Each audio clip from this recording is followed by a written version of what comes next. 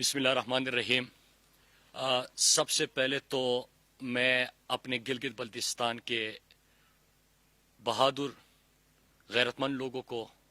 سلام پیش کرتا ہوں اور ان کا بہت زیادہ مشکور ہے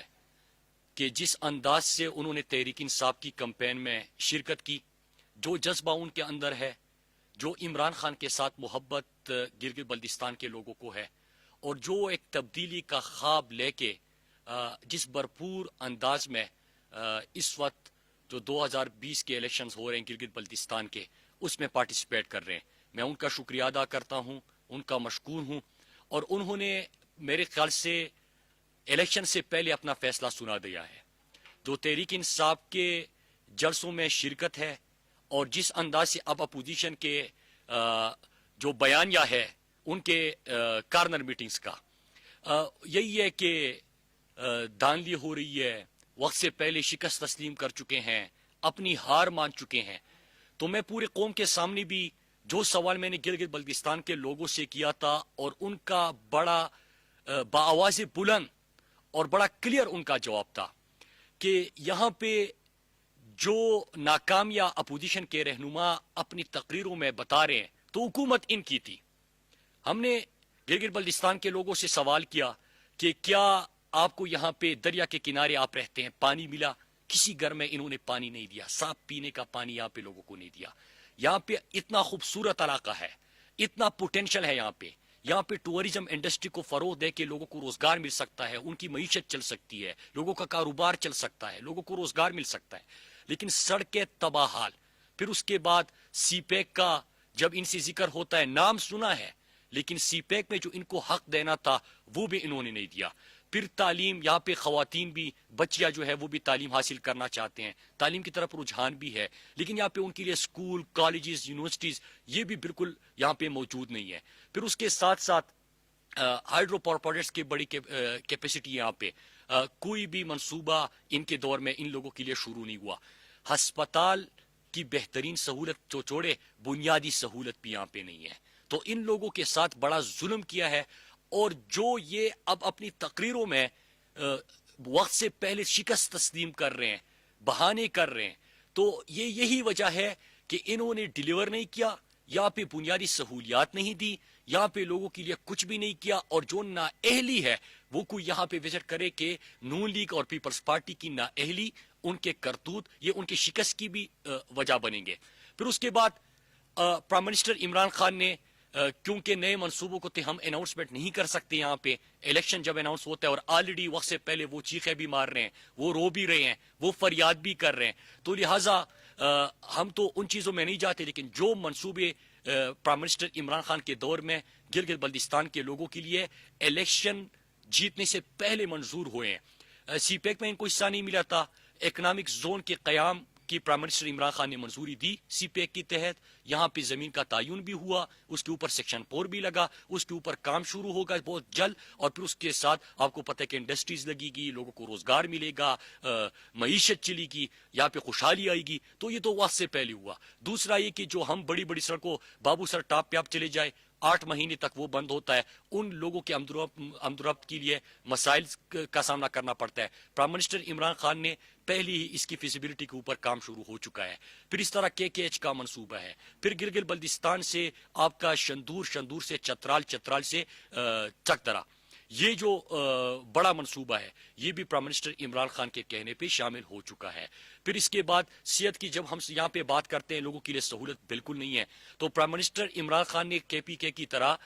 یہاں پہ گلگت بلتستان اور آزاد کشمیر کے لوگوں کے لیے بھی 100% تک 7.5 لاکھ سے 10 لاکھ تک ہر شہری کو صحت انصاف کارڈ دیا جائے گا۔ مطلب یہ کہ ایک غریب بندہ، ایک تنخواہ دار بندہ، ایک دکاندار، ایک دیہڑی دار، ایک مزدور، ان کے لیے علاج کی سہولت نہ صرف سرکاری اسپتالوں میں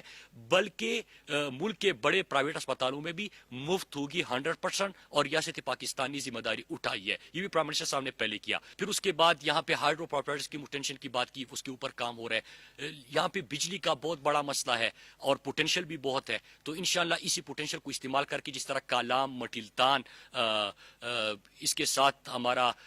دیر، چترال میں جو ہم نے منصوبے بنائے تھے، اسی قسم کے منصوبے یہاں پہ، اور تقریباً میں نے سنا ہے کہ 36,000 کہ 56,000 میگا واٹ کی کیپیسٹی یہاں پہ ہے. پھر اس کے بعد ٹورزم پرائم منسٹر کی پرائرٹیز میں سے ایک ہے, تو یہاں پہ انشاءاللہ مختلف جگہوں کا آلریڈی وزارت گلگت بلتستان امور گلگت بلتستان کشمیر ان کی طرف سے تعین ہو چکا ہے کہ کون کون سے ٹورزم سپاٹس ہم نے ڈیولپ کرنے ہیں. ماڈل ہمارے سامنے ہیں, ماڈل ہے خیبر پختونخوا, گلیات میں جس طرح ہم نے کیا, سوات میں کیا, در میں کیا, کمراٹ میں کرنے جا رہے ہیں, باقی ایون کے ڈی اے خان تک ہم گئے, تو وہی ماڈل انشاءاللہ ہم یہاں پہ امپلیمنٹ کریں گے. ہوگا کیا, لوگوں کو روزگار ملے گا, ترقی آئے گی, خوشحالی آئے گی. پھر اس کے بعد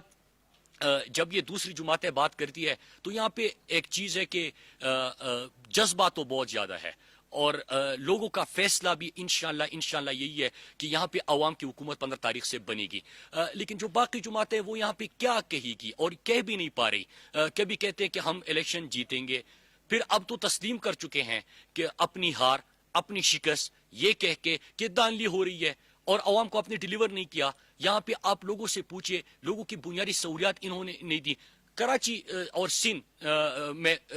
فرزند زرداری کی حکومت ہے. آپ دیکھیں کہ بھوک سب سے زیادہ وہاں پہ ہے, غربت سب سے زیادہ وہاں پہ ہے, بھوک سے اموات ہوتی ہے, صاف پینے کا پانی نہیں ہے, سٹنٹڈ گروتھ سب سے زیادہ ہے وہاں پہ. قائد کے شہر کو کچرے کا ڈھیر بنا دیا. اسکولوں میں استاد نہیں ہوتا, فرنیچر نہیں ہوتے, ہسپتالوں میں کوئی سہولت نہیں ہوتی, ڈاکٹر نہیں ہوتا. تو یہ ان کی حالت ہے. ایون کے گوداموں سے تو وہاں پہ گندم بھی غائب ہو جاتا ہے. تو لوگوں نے مشترک کر لیا انشاءاللہ جو 2018 سے ایک سفر کا آغاز ہوا تھا کہ پورے پاکستان نے فیصلہ کیا تھا کہ ہم نے عمران خان کو انشاءاللہ کامیاب بنانا ہے. یہی فیصلہ یہاں پہ ہو چکا ہے. میں ایک دفعہ پھر گلگت بلتستان کے جو یہاں پہ یہ سرزمین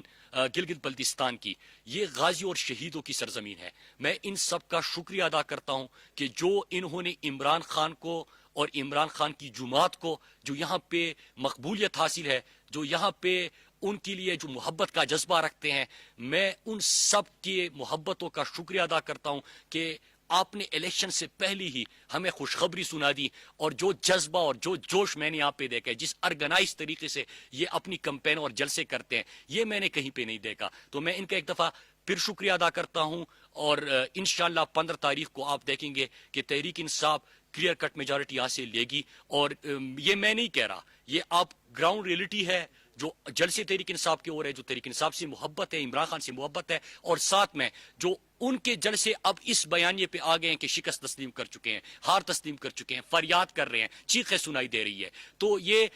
ایک ہی وجہ ہے, آپ کے نااہلی, آپ نے یہاں پہ ڈیلیور نہیں کیا, بارہا آپ نے یہاں پہ باریاں بدلی. یہ ہے آپ کے کرتوت, یہ ہے آپ کی کرپشن, یہ ہے آپ کی لوٹ مار, اس کی وجہ سے آپ کو شکست ہوگی. اور انشاءاللہ 2020 کا جو الیکشن ہے 15 نومبر کو, اس کے بعد گلگت بلتستان ترقی کے سفر کا آغاز ہوگا, سیاحت کے فروغ کا آغاز ہوگا, سستی اور